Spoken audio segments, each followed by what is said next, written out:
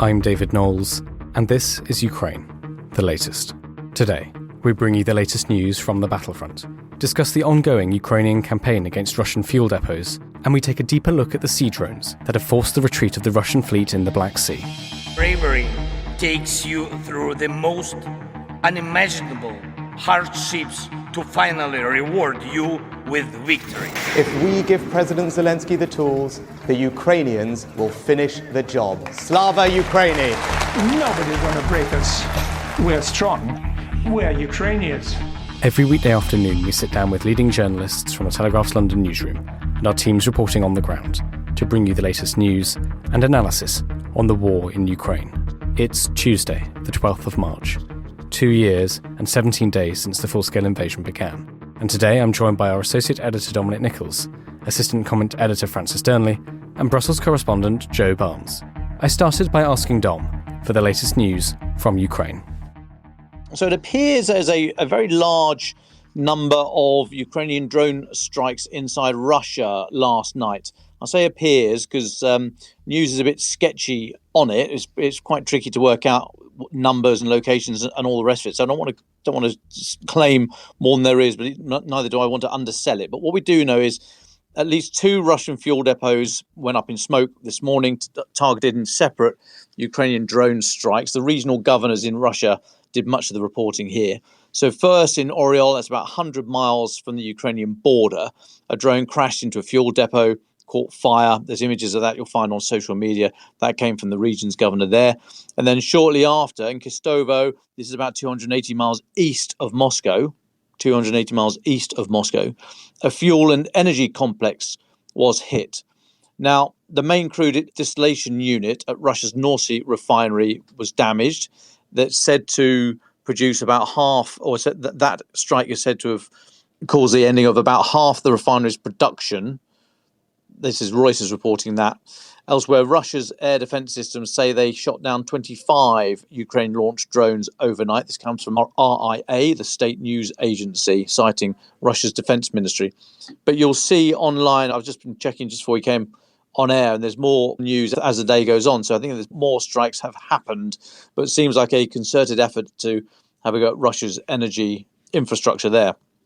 Separately, on the ground in Ukraine, geolocated footage published yesterday shows Russian forces recently marginally advanced north of Horivka, Pobyeda, and Novomikhailivka. They're all southwest of Donetsk city. In the last hour, the Russian Defense Ministry has said its troops had captured the village of Nevelska. That's 5 km west of Donetsk city itself. But generally, there's more pushing and pulling along the entire line. Russia generally advancing a few hundred meters.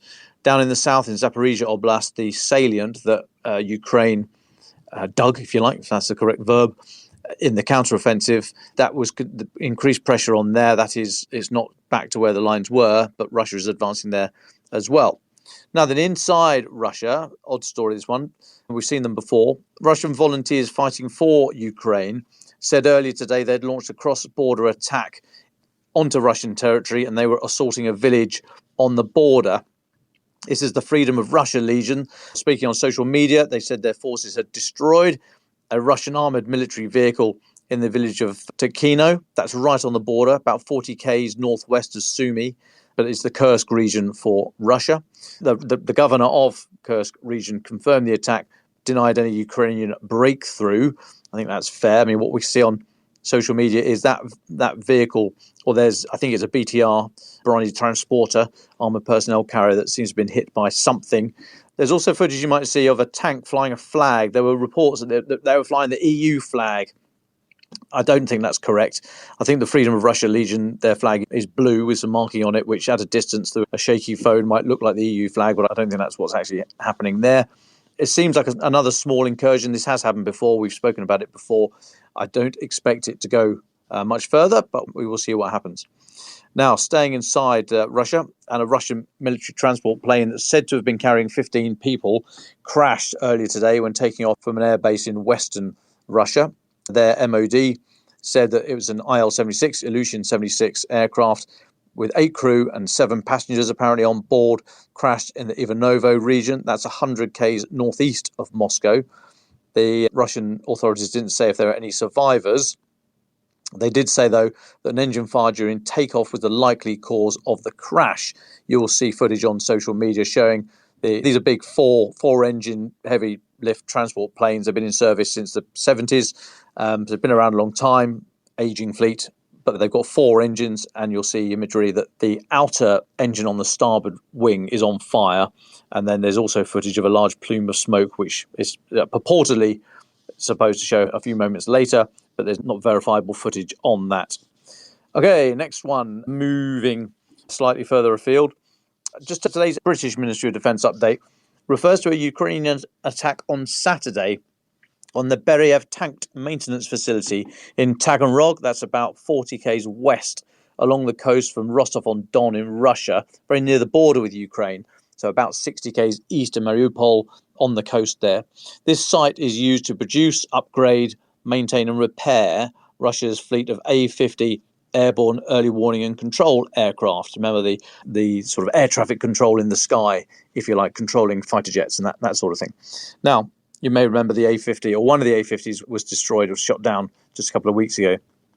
Defence intelligence, British Defence intelligence, says that this site has broader strategic significance as it also services long-range strategic bombers and other heavy-lift aircraft, including the A-100, which is thought to be the next generation Russian airborne early warning and control aircraft. Now then, DI, Defence Intelligence, is saying that 2 weeks after the confirmed loss of the second A-50, so we think they may have lost more, but this is the second confirmed loss, British MOD is saying that the fleet highly likely remains grounded. Now, if you link that with a report in the Financial Times just in the last day, they say Ukrainian officials told the Financial Times that the attack by Ukraine at the weekend had critically damaged 2 Russian A-50 long-range radar detection planes, that's FT speak, at the repair facility. Now then, images you'll find online that I've seen show damage to the roof. You can see scorch marks, burn marks, something's hit it. You can't see inside, so we can't say for certain what has happened. There's imagery from the last few days. You can see A-50s are at the plant. How many were inside, we do not know. But, like I say, confirmed 2 have been lost since the start of the full-scale invasion. There are reports up to 4 have been. And we think Russia has only about 9 fully serviceable, or started the full-scale invasion with 9 fully serviceable A-50s. Now, why is that important? It's because to have a permanent orbit, a 24-hour, 7-day-a-week orbit, so to provide that air traffic control in the sky, if you like, you need at least 3, probably 4. But if it all works and everything's serviceable, 3 would do it.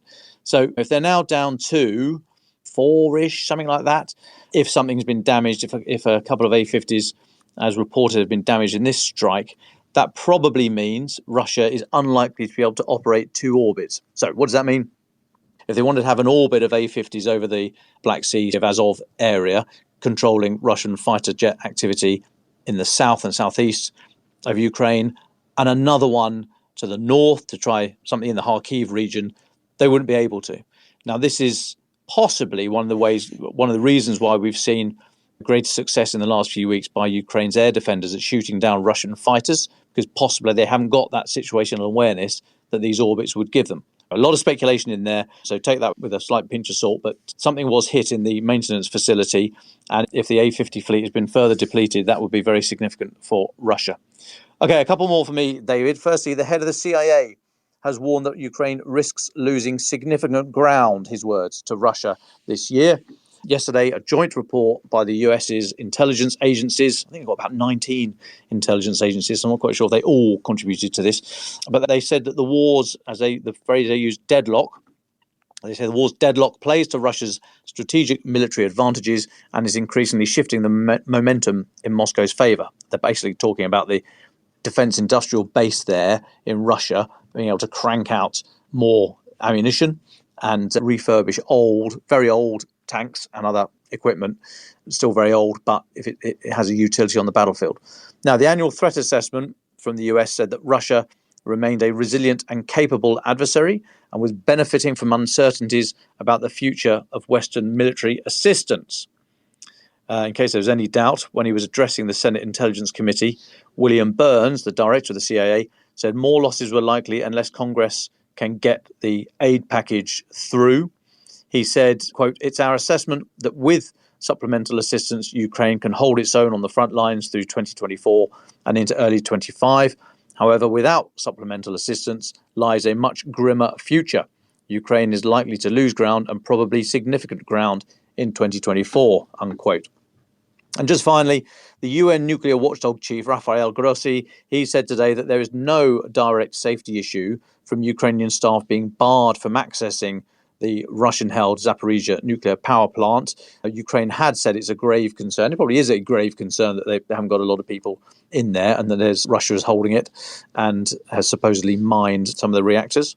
But in an interview with Reuters, Mr. Grossi, who's the International Atomic Energy Agency chief, said the situation is not sustainable in the long term. At the same time, in the present configuration in shutdown, so the reactors have been shut down at the moment, he said the staff that is there can do the job. When asked whether there are any safety issues arising from the staff who were banned from the plant, he responded, not directly. You may remember the nuclear power plant seized early by Russia in the full-scale invasion. So, not a huge warm, fuzzy feeling there given by Mr. Grossi that everything's fine with the nuclear power plant in Russian hands, but not quite the imminent catastrophe that might have been speculated in some sort of more lurid comments. And I'll take a pause there, David. Well, thank you very much for all of that, Dom. Francis Dearnley, can I come to you? Thanks, David.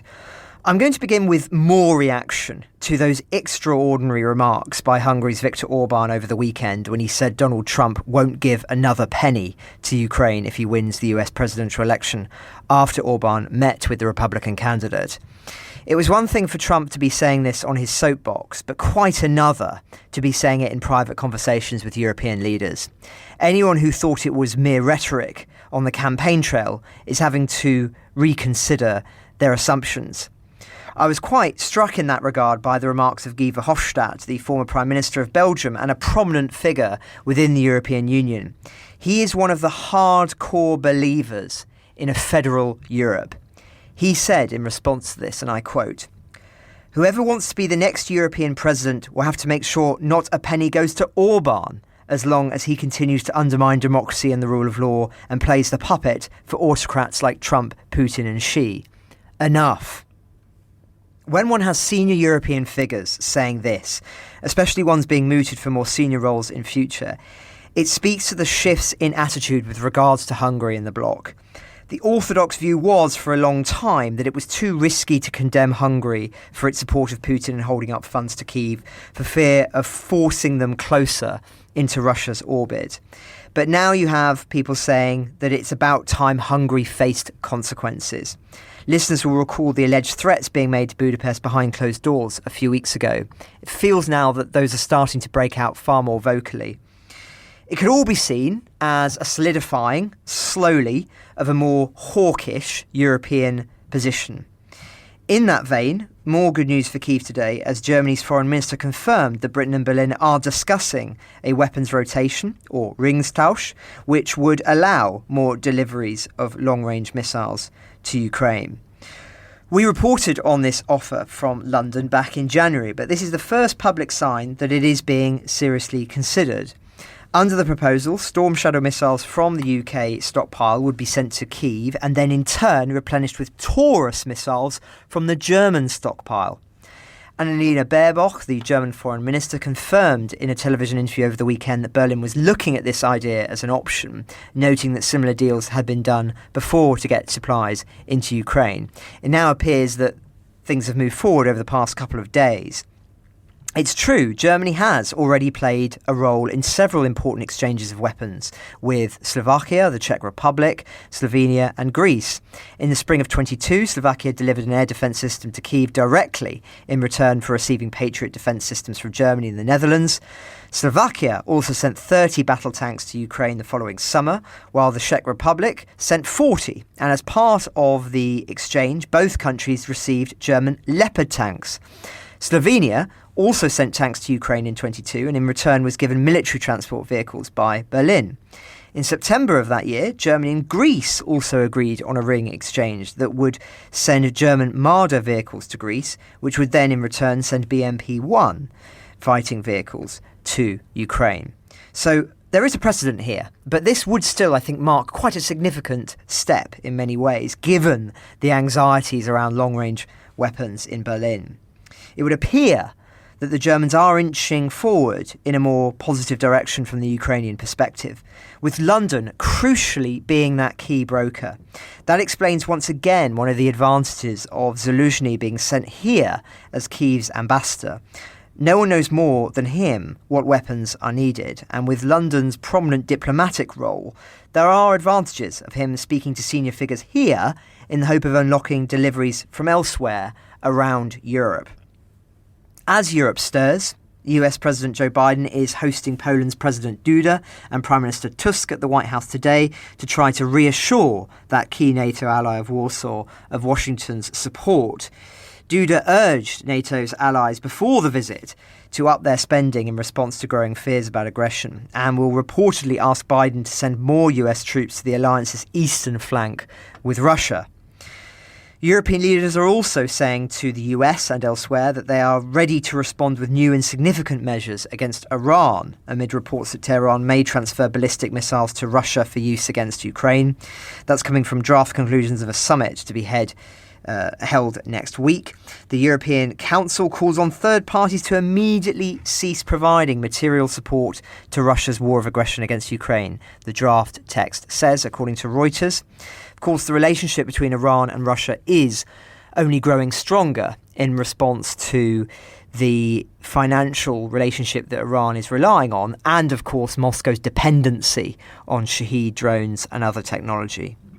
And finally, there are signs that the Vatican is trying to repair some of the damage caused by Pope Francis's remarks over the weekend, saying that Ukraine should have what he calls the courage of the white flag and negotiate with Moscow to bring the bloodshed to an end. I apologise on behalf of Francises everywhere. The Vatican's Secretary of State has said in an interview today that the first condition for any negotiations to end the war in Ukraine is that Russia should halt its aggression. But the damage has been done, as we discussed ever since the Vatican first sent its special envoy on a grand tour for peace. The reality is that the Church is not a neutral actor. It is a political entity with its own political objectives. One of those objectives is maintaining a good relationship with the Russian Orthodox Church.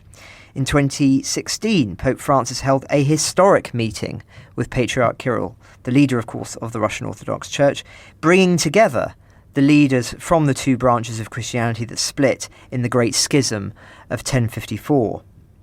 And that's before one even mentions the Church's historic relationships with regimes that are considered friendlier to faith, despite their autocratic and repressive tendencies, most notably with fascistic movements because of their being considered the bastion against atheistic communism in the 20th century. So just something to bear in mind when one hears people say, as you often do, that the Church is operating as a neutral entity. When it comes to power, neutrality is often the first casualty. Thank you very much, Dom and Francis. Joe, let's come to you. You've got a really interesting piece in today's Telegraph. Fantastic headline, quote, "How we blew up Russia's Kerch Bridge" by Ukraine general who led the operation. So you spoke to Brigadier General Ivan Lukashevich of Ukraine's SBU security service. Tell us, why did you want to speak to him and what did you learn? Yeah, hi folks. First of all, opportunities like that don't come around every day. It's the first time he's spoken to a British newspaper, as I'm aware of. But what's interesting is I was looking at the warfare in Ukraine is being categorized in many different ways and what's happening. And drone warfare is one of the big developments of this war compared to other wars in the past. And we keep on looking and hearing from Western leaders talking about, don't listen to what's going on in Avdiivka or on the front line in Robotine. Let's also look at Ukraine's big successes, which are in the Black Sea. So I was digging in that and eventually managed to get in touch with the Brigadier General. And it turned out that he was in charge of the first operation using the SBU's Sea-Baby maritime drone, which on their first operation hit the Kerch Bridge, which in July last year, it brought part sort of the road segment of the bridge, which connects occupied Crimea to mainland Russia, like down, slumping. And it was seen as one of these moments hugely humiliating for Putin. He staked a lot of credibility on that bridge. He threatened all sort of like reprisals and stuff, but it was just proof. So I just wanted to dig a little bit deeper into how Ukraine is managing to win the war in the Black Sea with the help of this new, advanced, homegrown naval technology, the modern version of a Francis Drake fire ship. So first of all, I got him to tell us what it's like piloting these drones, and this is what he had to say. I quote, "You feel like a hunter hunting prey. As long as the enemy is a beast, we will hunt it. You can only communicate with a person, not with an animal that is trying to kill you." But as at that point, I said, "But hang on, this is going to be a problem. Surely you don't want to allow your emotions to override you." And he's like, "That is right." So there's been video released of the unit handling this strike from hundreds of miles away in a secret bunker in Ukraine somewhere, which shows them all celebrating as the explosion hits the Kerch Bridge. But he's saying, look, under the influence, you can make a mistake. We can't afford that. We need a sober mind. So they've instantly, after their initial success, got straight back to the drawing board and started revising how the Sea Baby drone, which started off as a maritime drone powered by jet ski-like engines, carrying a load of explosives, one-way device which hits its target and explodes.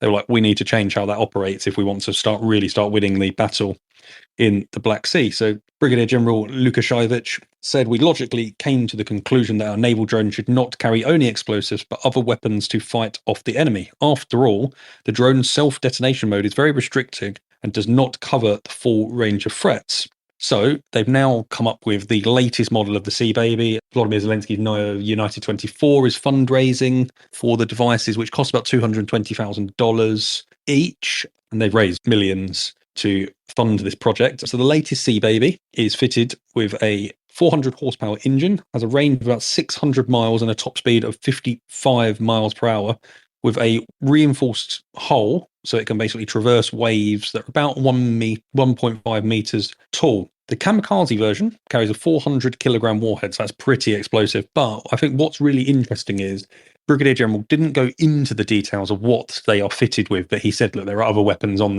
these systems. And I managed to dig out online what appeared to be a missile launcher attached to one of these Sea Babies firing at a Russian ship. Elsewhere, like, they interestingly have a Starlink terminal fitted to them. So that's Elon Musk's satellite internet communications company, which you'll famously remember shut off connections to one of these projects when Ukraine got in touch and said, can we use it to hit Russian ships in the Black Sea? And Elon Musk personally intervened and said, no way, that's escalatory. But then since the Americans have brokered a deal and basically decided to pay for unimpeded access for Ukraine for that system, other various satellite communications beacons to beam feeds from a powerful infrared camera back to the SBU's bunker. But I think what's most interesting, and going back to the Brigadier General saying that we cannot allow emotions to really dictate how we're doing this, he's basically saying that now the main change they made to the first Sea Baby to now, I think we're on the third iteration of it, is artificial intelligence systems to basically reduce the human factor to a minimum amongst the drone pilots. So I pressed them on what details that is. Does it come into mission planning? Is it actually the controls? Does it have some sort of mechanism that shuts off controls? Do you pre-program it, for instance? They wouldn't go into that detail, but I think we can speculate it's a whole combination of those. But then we went in to speak about what are Russia doing to counter the threat of these drones. So Russia has actually been pretty good when it comes to improvising, coming up with, adapting to new capabilities arriving on the battlefield. If we look back to when the HIMARS first arrived, they were causing all sorts of problems. But then we started hearing reports and stories of how Russia would basically use electronic warfare to start making these HIMARS, the Gimlar missiles, go off course and not hitting their targets. But they've not really been able to do that with the various array of sea maritime drones that are being used. So alongside the Sea Baby, you have the military intelligence's version. They have the Magura V5, which has been used to sink various Russian patrol ships recently. But Brigadier General Lukashevich said, I have to say more, not only the Russian Navy, but all navies in the world are forced to revise their strategies and adjust to this new type of weapon that has emerged for the first time. But basically showing how proud they are to be at the forefront of this. But he went on to say Moscow has no, and I quote, technical means to detect an incoming naval drone the way they're currently designed. So he said, we decided for the naval drones to be no higher than 1 meter and no deeper than 1 meter. And that is because echolocation and radar do not work here, according to him. So instead, the Russians are basically forced to fly planes and combat helicopters, which is good news because if combat helicopters are patrolling the coastlines that Russia occupies in Ukraine and Crimea, that means they're a little further away from the front line. So it's a double whammy. So they're basically trying to spot these boats before they actually get near any vessels. But the Brigadier General basically says, look, we're a few steps ahead of the Russians on this anyway. So initially, Russia deployed machine gunners and repurposed air defense cannons to basically try and tackle incoming drones. But there's plenty of videos online floating around that show that these efforts are not really working. And then what has the sea drone essentially achieved for Ukraine? It has helped it open the grain shipping corridor, which essentially runs down from Odessa, the end of the Dnipro River, all the way down that coastline with Romania and Bulgaria. And that ended Vladimir Putin's sort of hope of blockading Black Sea transport out through the Bosphorus, which is so economically key for Ukraine. What's interesting, the Brigadier General went on to say that dominating the Black Sea was one of Volodymyr Zelensky's most ambitious and earliest war aims of the Russian invasion. But we've got to remember, Ukraine doesn't have a massive naval presence. It probably had a few boats, a few anti-ship missiles and stuff, but it's really manoeuvred and combined and generated sort of new technologies to do something that we all thought was unthinkable, and that's move the Black Sea Fleet away from Sevastopol and moving it east to Novorossiysk. And essentially, this is what Brigadier General Lukashevich had to say. Forcing the enemy to flee from the Black Sea was the goal we sought, and it was achieved. The Russians have removed their most valuable warships from Sevastopol Bay, dispersing them across the eastern part of the Black Sea. Our results speak for themselves. So yeah, just I think a really interesting look. It's incredibly tough to get senior people to go on the record and speak about what it's like and talk about the smaller and finer details contained in the piece. But yeah, it's online. Let's go have a read. And if anyone's got any questions, do shout. Well, thank you so much, Joe, for that download. That sounds like an absolutely fascinating chat you've had. Can I ask, did he give any sense of what might come next? I mean, you mentioned the strategic importance of the sea drones opening the grain corridor through to Odessa and also, of course, pushing back the Black Sea Fleet. Did he hint at all at what the future might look like? Or what do you think the next moves might be? So, yeah, he essentially suggested that, yeah, you're right. They're going to continue probing the Black Sea Fleet. But he said they were used in the drones now. You have the suicide, the kamikaze drones, the one-use drones. You have these other drones which have like missiles attached to them, but you also have surveillance drones and stuff. So you combine those with when you look at landing missions being carried out by special forces on Crimea, on other parts. You look at various little sandbanks in the Black Sea. These boats are all being used alongside. So we hear about the real like crash bang wallop operations like the Kerch Bridge, like when a warship gets sunk, but actually on a day-to-day basis these sea drones are becoming just as important as aerial drones, for basically allowing Ukraine the best sort of eyes over the looking at the Black Sea and controlling it. So I think it's really interesting to learn that they are not just developing kamikaze drones, they're actually looking at a long-term sustainable way of managing the Black Sea combined with kamikaze drones as well. So I think, it's fascinating to see how that's actually developed from one, like the Francis Drake fireship idea, to actually having a system that they can use in the long term. Coming up, we hear Dom, Francis and Joe share their final thoughts.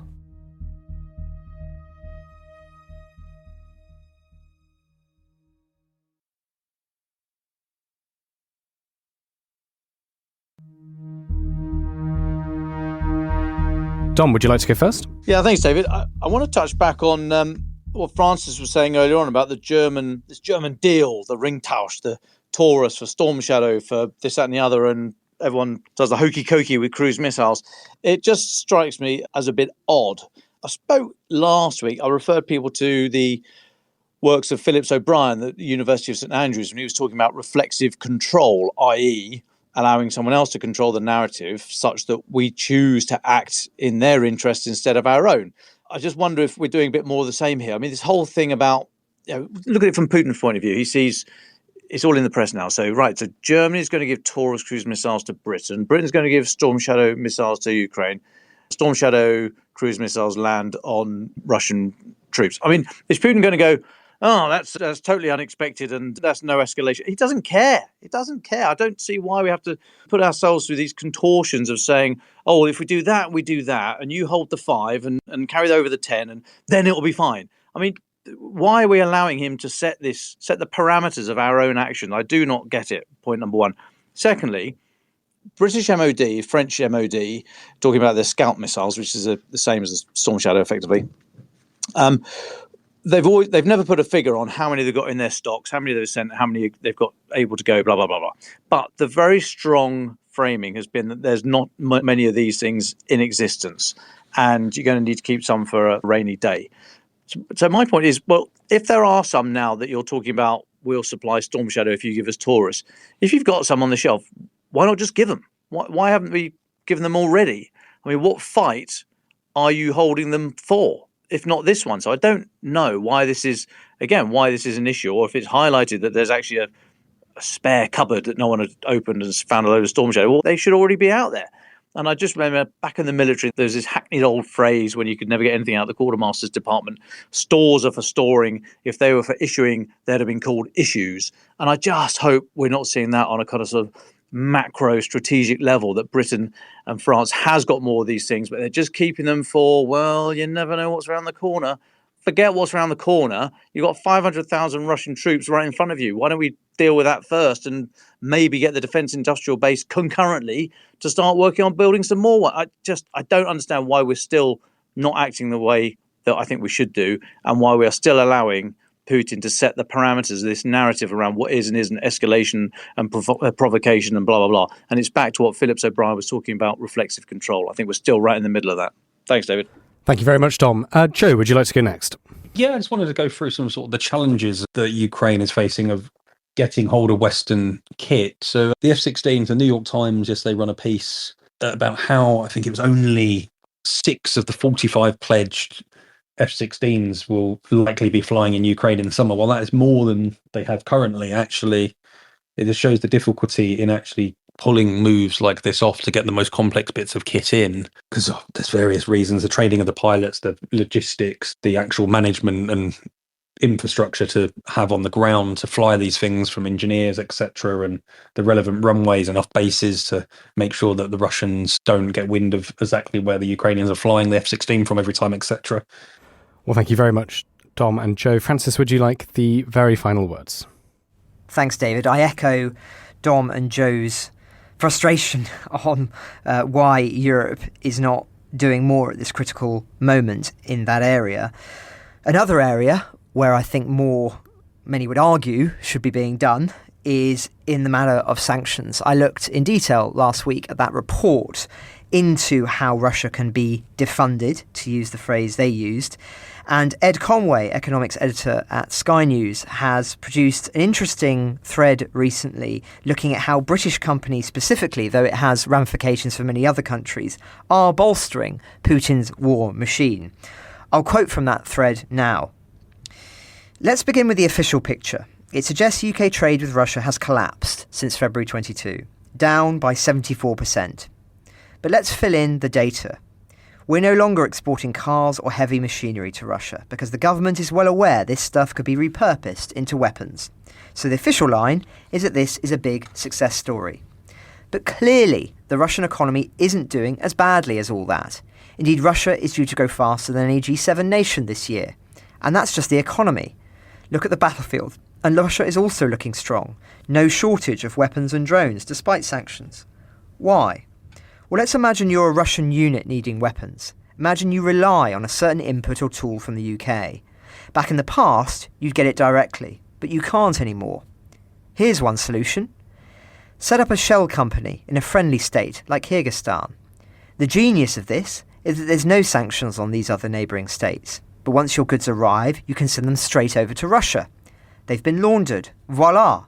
Russia gets its machinery, which it can use to make weapons, in spite of the sanctions. But is this actually happening? Well, let's look at the UK exports to Kyrgyzstan and ask the question, have they gone up since the outbreak of war? Have a look. They're up by more than 1,100%. And note, these aren't just any goods. They're precisely the machinery, car imports we can no longer send to Russia, all going to Kyrgyzstan, and then almost certainly onwards to Moscow.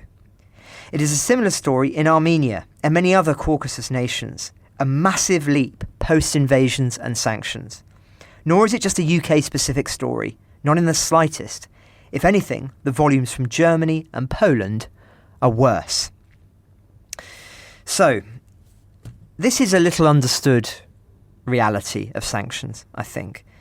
They are meaningless unless the restrictions do not only apply to goods going to Russia directly, but indirectly. And there has been a systemic failure in enforcing that. Part of this, of course, is because of the economic ramifications of our not sending some of these goods onwards to other countries. Inevitably, businesses don't want to go under as a consequence. But surely it is untenable to be in a situation where countries are saying they are doing one thing, and successfully, when the reality is very, very different. I think the West is waking up to the reality following the publication of numerous reports. But it's going to take time to solve this. And one has to wonder, is it time that we have? Ukraine the Latest is an original podcast from The Telegraph. To stay on top of all of our Ukraine news, analysis and dispatches from the ground, subscribe to The Telegraph. You can get your first 3 months for just £1 at www.telegraph.co.uk/Ukraine the Latest. Or sign up to Dispatches, our Ukraine newsletter, which brings stories from our award-winning foreign correspondents straight to your inbox. We also have a Ukraine live blog on our website, where you can follow updates as they come in throughout the day, including insights from regular contributors to this podcast. You can listen to this conversation live at 1 p.m. London time each weekday on Twitter Spaces. Follow The Telegraph on Twitter so you don't miss it. To our listeners on YouTube, please note that due to issues beyond our control, there is sometimes a delay between broadcast and upload. So if you want to hear Ukraine the Latest as soon as it is released, do refer to the podcast apps. If you appreciated this podcast, please consider following Ukraine the Latest on your preferred podcast app. And, if you have a moment, leave a review, as it helps others find the show. You can also get in touch directly to ask questions or give comments by emailing ukrainepod@telegraph.co.uk. We do read every message. And you can contact us directly on Twitter. You can find our Twitter handles in the description for this episode. As ever, we are especially interested to hear where you are listening from around the world. Ukraine the Latest was produced by Rachel Porter, and the executive producers are David Knowles and Louisa Wells.